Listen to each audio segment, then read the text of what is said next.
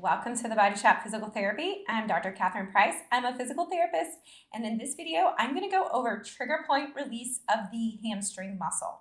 Your hamstring is located on the back of your thigh, and when it develops trigger points, or if you have trigger points in the muscle bellies, it's made up of 3 different muscle bellies that I will go over. It can refer pain just below the buttocks on the back of the thigh, so that upper thigh region towards the outside, or it can refer pain on the outside back part of the knee. So if you're having knee pain, this can be a culprit to that knee pain, and again, it can refer to the outside back side of the knee, but also it can be up high. So the hamstring, its origin insertion, it originates on the ischium. So that's that bottom part of your buttocks, the ischial tuberosity. That's where you're going to have a common tendon where all of those muscle bellies are going to attach.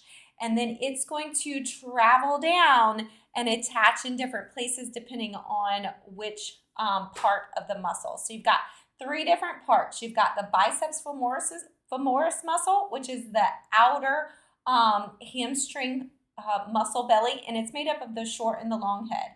So the long head is going to go all the way from that ischial tuberosity in the buttocks down into the fibular head of the outside of the knee, and the short head attaches to the linea aspera, so part of the femur, and then goes down into the knee. So one is going to cross just one joint, and the other head is going to cross 2 joints. The semimembranosus is going to be the middle part of that hamstring, and the semitendinosus is going to be more of your medial part of your hamstring. And that is going to attach onto the medial tibial flare, so that inner part of that lower leg, but just below the knee. And the semimembranosus is going to attach to the meniscus. So there's a cushion in the knee that cushions in between that knee. That's that meniscus. And that semimembranosus attaches there. Now, this is really important because the hamstring is going to affect knee movement. If you're having knee pain, the hamstring is one of the first muscles that I go to check because when we walk, when we run, the hamstring is going to lengthen as we contract it. And that is when you're going to get a strong contraction back there and you can develop trigger points. And the action of this muscle is going to extend the hip, so it'll bring that hip back behind you, but it's also going to bend the knee, so it will flex the knee. And I want to go over how to release the trigger points and how to mobilize that hamstring and the fascia that wraps that. If you are having pain in those areas, you want to check the hamstring. The best place that I will release this is going to be on a firm surface, and a chair can work well. You just want to have more of a hardened, firm surface to put pressure. You can do this on the floor or you can do it sitting. So if I'm sitting, I'm going to take this is a 4 3/4 massage ball. So it's about the size of a softball. I'm going to place that on the back side of my thigh. I want my opposite foot on the floor because it's going to be where I stabilize. I'm going to also stabilize with my arms. So I want to be stable. And I'm just going to put my body weight down into the back side of the thigh, working from the very close to that ischial tuberosity, the ischium, and I'm going to just slowly work my way down the hamstring. As I find areas of tension, I'm going to then go side to side. So that's going to be perpendicular to the muscle.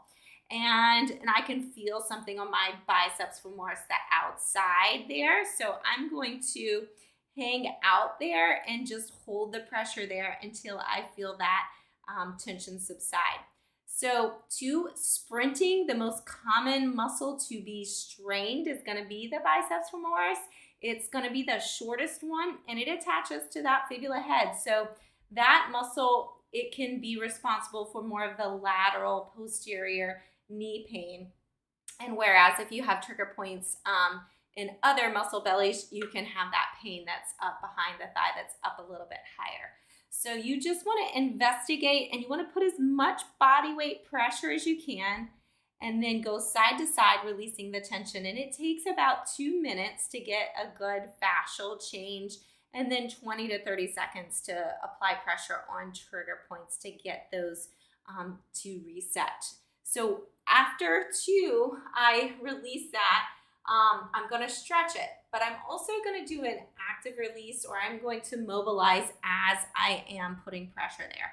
So I'm going to hold on to those trigger points, and then I'm going to just straighten my leg and then bring it back. So you're going to feel a stretch on the back of the leg, but you're also mobilizing and putting pressure at the same time. So I'm applying pressure to those areas, but I'm extending the leg and then bringing it back down. I extend and then bring it back down. So first I'm going to mobilize the hamstring.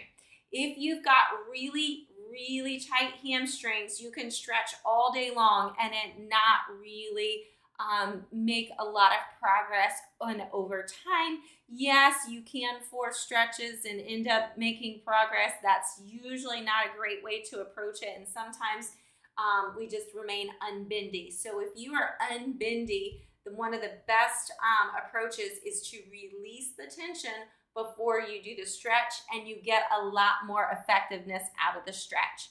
So we're just releasing the trigger points in the hamstring in all different grades. So I can even go down a little bit lower, and I'm going to work all the way down to just above the back side of the knee. So I'm going to work from my ischial tuberosity, just not on the bone, but just below that, all the way down the back of the thigh, and work my way down and just hang out and work on any areas that are tense or tender.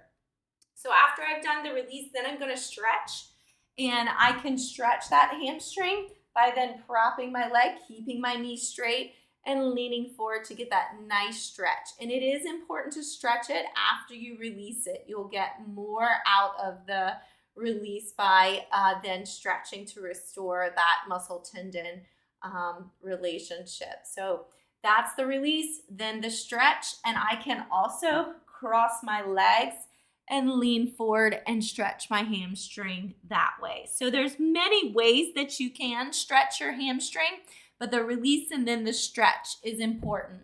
And then you can strengthen the hamstring, but I would work on getting the trigger points released and the stretch, that muscle tension relationship improved before trying to strengthen it, because if you go right back into a contraction, sometimes you can develop those trigger points or have them return. So you can strengthen the hamstring. It is important to strengthen, but that is the trigger point release for the hamstring. And if you're having knee pain, it's one of the first places that I will start. And it is going to help you restore the mechanics in the knee if you've got good control, good mobility, and flexibility in the hamstring. So I hope this is of help, and have a blessed day. Thank you.